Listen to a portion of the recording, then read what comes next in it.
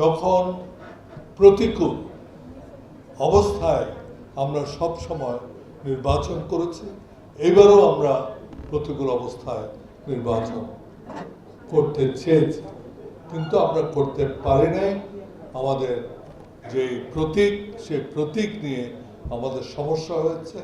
আমরা যারা জাতীয় পার্টি থেকে আমাদের নির্বাচনের জন্য অ্যাপ্লিকেশন দিয়েছিলাম, নমিনেশন ফর্ম জমা দিয়েছিলাম, আমাদেরগুলো নাকচ করে দেওয়া হয়। এবং আমরা তারপরেও আমি মনে করি এই জিনিসটা এই জন্য বলছি যে অনেক সময় বলা হয় আমরা আগে অতীতে বিভিন্ন সময় যে নির্বাচনগুলো করেছিলাম তার উত্তরে আমি একটি কথা বলেছিলাম যে আমরা একটা গণতান্ত্রিক দল, আমরা নির্বাচনে বিশ্বাস করি, নির্বাচনের মাধ্যমে আমাদেরকে আমাদের যে রাজনৈতিক সমস্যাগুলো আছে সেগুলো সমাধান করতে হবে, এবং সেই হিসেবে এবারও করেছে। আমরা আজকে যেভাবে হোক একটা নির্বাচন হয়ে গেছে, এবং নির্বাচন হওয়ার পরে বিএনপি 2/3 সদস্য নিয়ে তারা সরকার গঠন করেছে, এবং ইতিমধ্যে আমাদের দলের অনেকেই এখানে এসে তাদেরকে অভিনন্দন জানিয়েছে। আমিও আমার দল এবং এনডিএফ এর পক্ষ থেকে তাদেরকে অভিনন্দন জানাই। এই নির্বাচনের পরে আমরা মনে করেছিলাম যে বাংলাদেশে স্থিতিশীলতা ফিরে আসবে, অন্ততপক্ষে কিছুদিনের জন্য। আজকে সমগ্র পৃথিবীতে অস্থিতিশীলতা, যুদ্ধ চলছে। যুক্তরাষ্ট্র এবং ইসরায়েল আজকে ইরানের উপর আঘাত হেনেছে, যুদ্ধ চলছে, তেলের দাম বাড়ছে, হজমত প্রণালী আজকে বন্ধ হয়ে গেছে। বাংলাদেশের এমনি অর্থনৈতিক অবস্থা এই নির্বাচনের আগের যে সরকার, সেই সরকার সম্পর্কে এখানে অনেকেই অনেক কথা বলেছেন, আমি সেগুলো পুনরাবৃত্তি করতে চাই না। এবং তারা দেশটাকে এমন একটা জায়গায় রেখে গেছেন যে অর্থনৈতিক অবস্থা মানুষের যে কত খারাপ সেটা চিন্তা করা যায়। তার সাথে যোগ হয়েছে এই যুদ্ধ, ইরান এবং যুক্তরাষ্ট্র ইসরায়েলের যুদ্ধ। এই যুদ্ধে যে অস্থিতিশীলতা, বিশেষ করে অর্থনৈতিক ক্ষেত্রে যেটা দেখা দিয়েছে, সেটা মোকাবেলা করা বাংলাদেশের মতো একটি দেশের জন্য এটা কিন্তু সত্যি খুব কষ্টকর। আমরা স্বাভাবিকভাবে আশা করেছিলাম আমাদের এই যে পার্লামেন্ট, এই নবনির্বাচিত পার্লামেন্ট, সেখানে মানুষের দৈনন্দিন যে সমস্যাগুলো আছে এগুলো নিয়ে কথা, কিন্তু এগুলো নিয়ে কথা হচ্ছে না। কথা হচ্ছে কি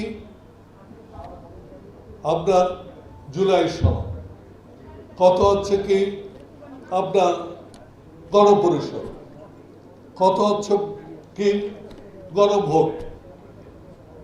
এগুলো তো কোনো প্রশ্ন উঠতে পারে না।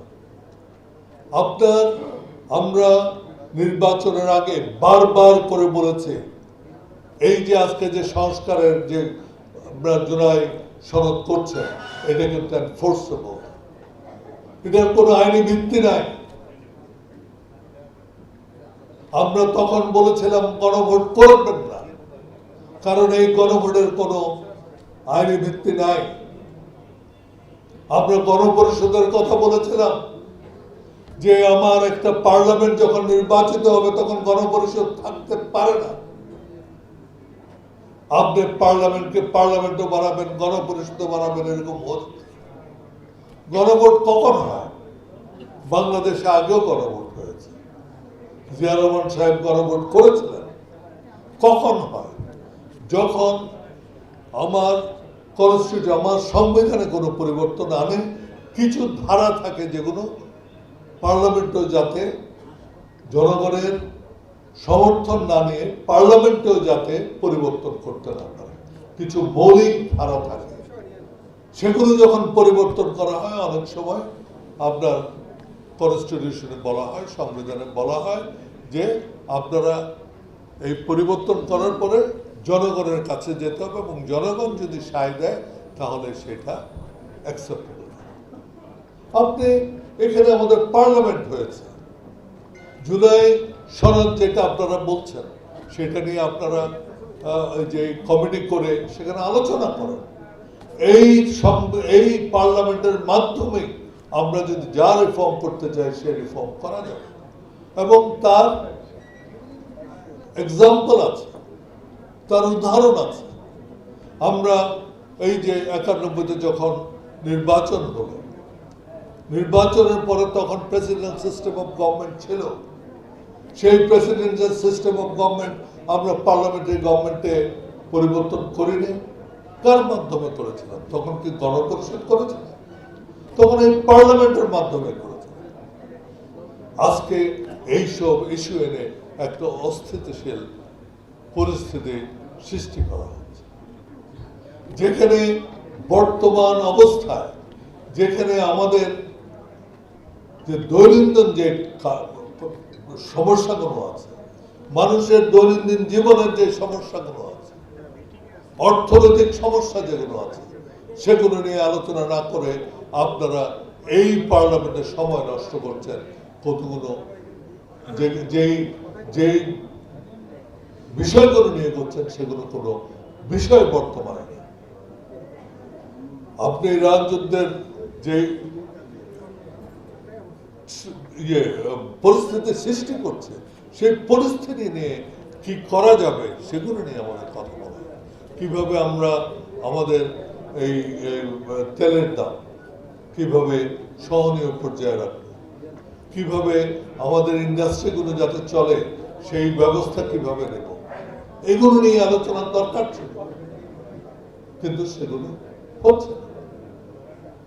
আজকে আমি মনে করি যে আমাদের দল থেকে এখানে ইতিমধ্যে অনেকেই বলে গেছেন যে আমরা বর্তমান সরকারকে সময় দিতে চাই। তারা নির্বাচিত হয়ে একটা ভঙ্গুর অর্থনীতি তারা পেয়েছে এবং তার সাথে যোগ হয়েছে যে এই ইরান আমেরিকার যুদ্ধ।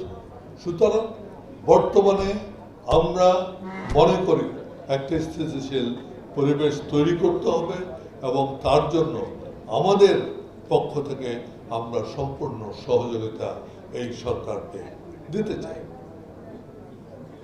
সাথে সাথে আজকে আমি একটা কথা বলতে মনে করিয়ে দিচ্ছি যে যখন আমরা এই ন্যাশনাল ডেমোক্রেটিক ফ্রন্টটা করেছিলাম তখন কিন্তু আমি একটি কথা বলেছিলাম যে এই ফ্রন্টটা আমরা নির্বাচনের জন্য করছি, এই ফ্রন্টটা আমরা নির্বাচন পরবর্তী সময়ের জন্য করছি। কারণ আমি বিশ্বাস করি বর্তমান যে রাজনৈতিক প্রেক্ষাপট আছে সেই প্রেক্ষাপটে একটা থার্ড প্ল্যাটফর্মের দরকার হয়ে পড়েছে। আজকে বাংলাদেশে দ্বিধা বিভক্ত, একদিকে বিএনপি, আরেকদিকে আপনার এই জামাত ইসলাম এবং তার সাথে যারা আছে তারা। এর মাঝে মাঝে কিন্তু আরেকটা প্ল্যাটফর্ম বাংলাদেশে বর্তমানে দরকার আছে। আপনারা জানেন এই প্রতীক নিয়ে একটা কেস এখনো আছে এবং 19 তারিখ বোধহয় হাইকোর্ট খুলবে।